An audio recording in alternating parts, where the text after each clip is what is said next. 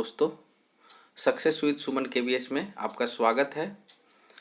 अभी तक के पीआरटी एग्जामिनेशन जितने भी शिफ्ट में हुए हैं, बहुत सारे बच्चों के साथ वार्तालाप के उपरांत मुझे अभी तक ऐसा कोई भी बच्चा नहीं मिला जो ये बोला हो कि सर मेरा पेपर सही नहीं गया है। और सभी बच्चे अपने अनुसार इतने नंबर स्कोरिंग कर रहे हैं, इतने अधिक कट ऑफ बता रहे हैं, जिसका सटीक और सबसे सही जब आंसर की जारी करेगा केंद्रीय विद्यालय संगठन तो हमें पता चलेगा कि एक्चुअल में बच्चों की स्कोरिंग क्या है। तब तक हम जितने बच्चों का फीडबैक लिए हैं उसके अनुसार अगर आप इस प्रकार से आप अपना स्कोर बनाए रखते हैं तो मुझे लगता है कि आप ग्रीन जोन में हैं, सेफ जोन में हैं। और आशा करता हूं कि आप इस एनालिसिस के आधार पे अपना मूल्यांकन करेंगे, अपना असेसमेंट करेंगे। और अगर इस मूल्यांकन के अनुसार आप इसके अनुकूल हैं तो आप निश्चित रूप से इंटरव्यू की तैयारी करना शुरू कर दीजिए। और जिन दोस्तों का मेरा एग्ज़ाम कल है, परसों है, आने वाले डेज में है, वे भी यहाँ से बहुत सारे टॉपिक को जानेंगे कि क्या क्या टॉपिक को अभी उनको पढ़ना चाहिए, जहाँ से केवीएस अब अपना रूप बदलते हुए प्रतीत हो रहा है। क्योंकि शुरू के 2-3 शिफ्ट में पेपर बहुत आसान आ रहा था, लेकिन आज 24 तारीख का जो पेपर आया है उसमें क्वेश्चन चेंज मिले हैं। जैसे अभी तक रिमझिम से जितने भी क्वेश्चन आ रहे थे वो बुक से संबंधित थे, अब उसके राइटर पूछे जा रहे हैं। कविता के कुछ पंक्तियां लिखी हुई है और उसका राइटर पूछा जा रहा है। तो खास करके जिन परीक्षार्थी का एक परीक्षा कल है, परसों है, आने वाले आगामी दिनों में है, तो वे रिमझिम को एक समरी के रूप में, जो बीज का मेन समरी है, उसको निश्चित रूप से देख कर जाएं। अगर उनके पास उतना भी समय नहीं है तो कम से कम उसके क्वेश्चन आंसर को देख लें, वहाँ से उनका काम बन जाएगा। 100% 6-7 क्वेश्चन का लीड वहाँ से कर पाएंगे। अब हम पार्ट वाइज डिस्कशन की बात करते हैं। तो सबसे पहले पार्ट 1 में हम 2 पेपर को देखते हैं, जनरल इंग्लिश और जनरल हिंदी। जनरल इंग्लिश में अगर आप पार्ट्स ऑफ स्पीच और कुछ selected synonyms, antonyms, active, passive और टेंस की जानकारी रखते हैं तो आप यहाँ से निश्चित रूप से 10 में 10 नंबर लाएंगे। लेकिन अभी तक के फीडबैक और बच्चों के बताए गए प्रश्नों को हम देखें तो यहाँ से अगर 10 में से आप कम से कम 7 नंबर लाना अनिवार्य है। अगर आप 7 नंबर इंग्लिश में लाते हैं तो आप इंग्लिश में अच्छे नंबर ला रहे हैं। बाकी के 2-3 क्वेश्चन के लिए आपको अत्यधिक समय देने की कोई ज़रूरत नहीं है। बाकी हिंदी का वही, हिंदी में बहुत आसान ग्रामर आ रहा है, इतना आसान व्याकरण आ रहा है, संधि समास अलंकार तक तो पहुंचा भी नहीं है। संधि समास, विशेषण, क्रिया विशेषण, सर्वनाम, ये छोटे छोटे एकदम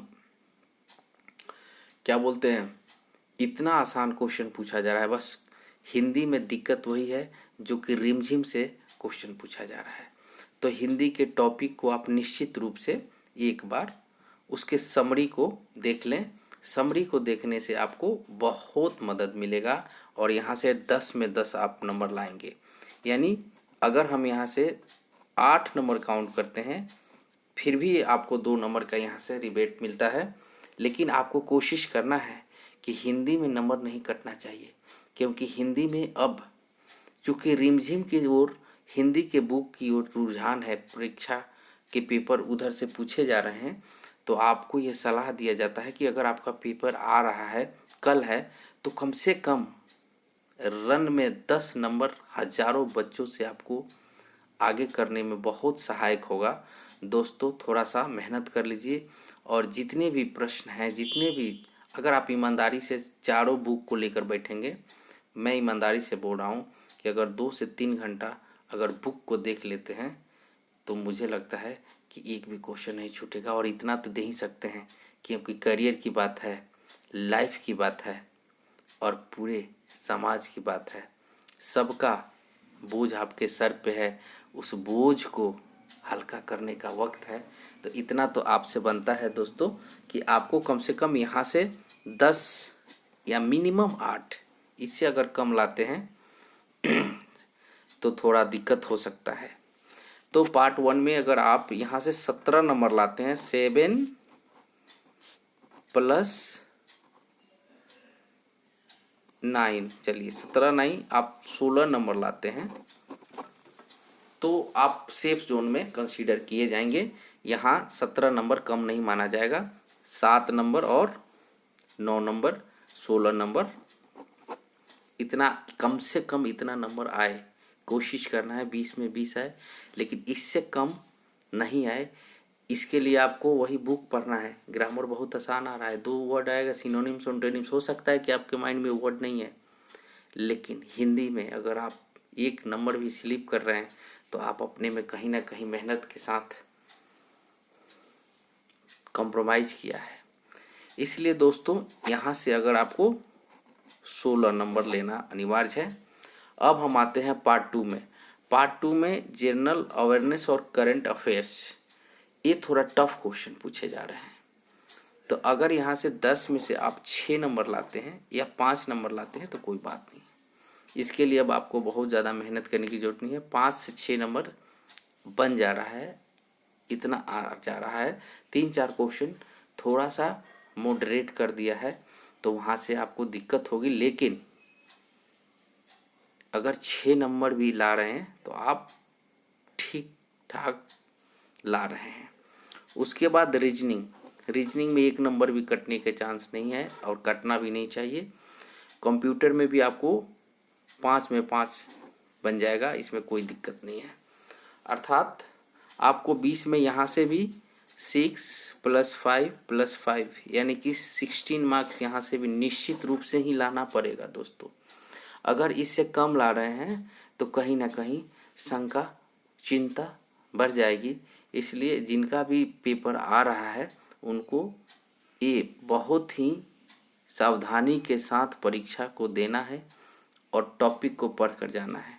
अगर टॉपिक को पढ़ कर जा रहे हैं, निश्चित रूप से क्वेश्चन वही आ रहा है। केवीएस की यही तो सबसे बहुत बड़ी उपलब्धि है। बहुत बच्चों के साथ बहुत सत्य निष्ठा रखता है कि नहीं, उसने बोला कि हाँ अब यहाँ से ये क्वेश्चन पूछे जाएंगे, इस टॉपिक से क्वेश्चन पूछे जाएंगे, उसी टॉपिक से पूछता है।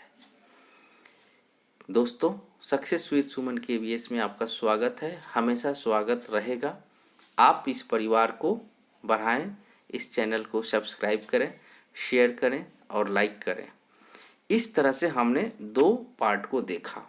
अभी तक 2 पार्ट में हमने 16 मार्क्स फर्स्ट पार्ट से और 16 मार्क्स सेकंड पार्ट से लाया। उसके बाद थर्ड पार्ट में हमारा 60 मार्क्स के पर्सपेक्टिव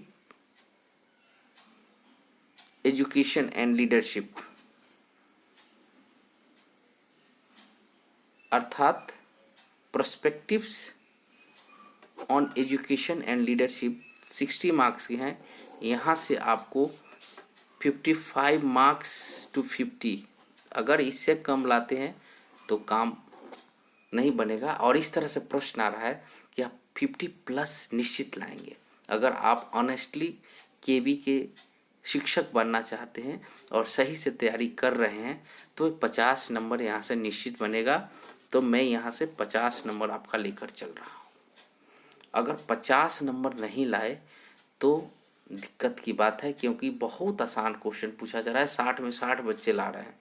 2-3 क्वेश्चन डेज या कुछ मॉडरेट टाइप के क्वेश्चन है या कुछ नया डाल दे रहा है तो उसके लिए चिंता नहीं करना है, लेकिन आपको 50+ लाना ही है एट एनी कॉस्ट। अब सब्जेक्ट कंसर्न में आते हैं बेटा। सब्जेक्ट कंसर्न हमारा 80 मार्क्स का है। सब्जेक्ट कंसर्न बहुत ही आसान है, आपको 80 में से 70 एबव मार्क्स आ जाएगा। अर्थात आप 80 में 80 भी ला सकते हैं, लेकिन मिनिमम अगर 70 लाते हैं तो भी आप सेफ जोन में हैं। अगर 70 से नीचे जाते हैं तो थोड़ा परेशानी पड़ सकता है। इस तरह से हमारा चारों पार्ट्स ख़त्म हुआ और अभी तक के जितने विद्यार्थियों ने हमें फीडबैक दिया मैं उसे अभी बाद में बताऊंगा। मैं अभी ये अपना एक्सपीरियंस के आधार पे आपके साथ इतने मार्क्स को लेकर चल रहा हूँ कि इससे ज़्यादा नीचे कट ऑफ नहीं आ सकता है। तो अगर फर्स्ट पार्ट का हम अगर मार्क्स जोड़ते हैं तो 16 मार्क्स, सेकेंड पार्ट से भी 16 मार्क्स और थर्ड पार्ट से 50 मार्क्स और फोर्थ पार्ट से 70 मार्क्स।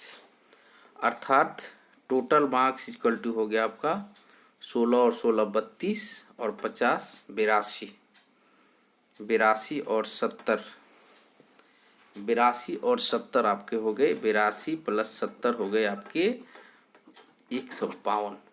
अगर आपका 150 नंबर बनता है, अभी तक के फीडबैक के अनुसार मैं बता रहा हूँ दोस्तों कि जिस तरह से बच्चे बोल रहे हैं 150 नंबर, लेकिन अभी तक का एक्सपीरियंस मेरा बता रहा है कि अगर आपका 135 ऑनवर्ड्स हैं तो इंटरव्यू के लिए कॉल जाएगा। लेकिन इसमें जितना अधिक नंबर अगर आप लाते हैं उतना आप अत्यधिक सिक्योर होते जाएंगे। इसलिए कल के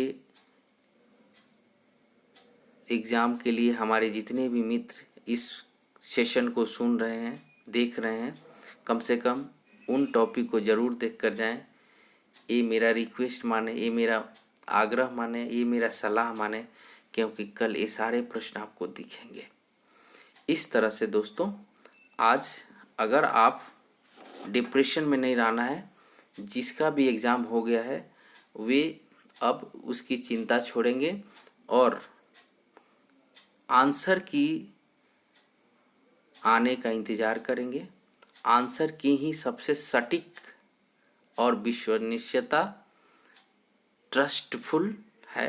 इसके अलावा किसी भी चैनल पे अगर आप मिला लेते हैं तो ठीक है, उस चैनल पे मिलाने के बाद आपको हतोत्साहित नहीं होना। You don't have to get in depression because overall answer key is the best for your scoring and secure the post and rank. तो इस तरह से आपको ध्यान में रखना है कि ये चारों सेक्शंस इस प्रकार से आपको अटेम्प्ट करना है। अटेम्प्ट तो सारे करने हैं और कोशिश करना है कि पेपर में हमेशा सावधानी से हर प्रश्न को पढ़ना है, क्योंकि पेपर में साधारण क्वेश्चन दूसरे तरीके से पूछे जा रहे हैं।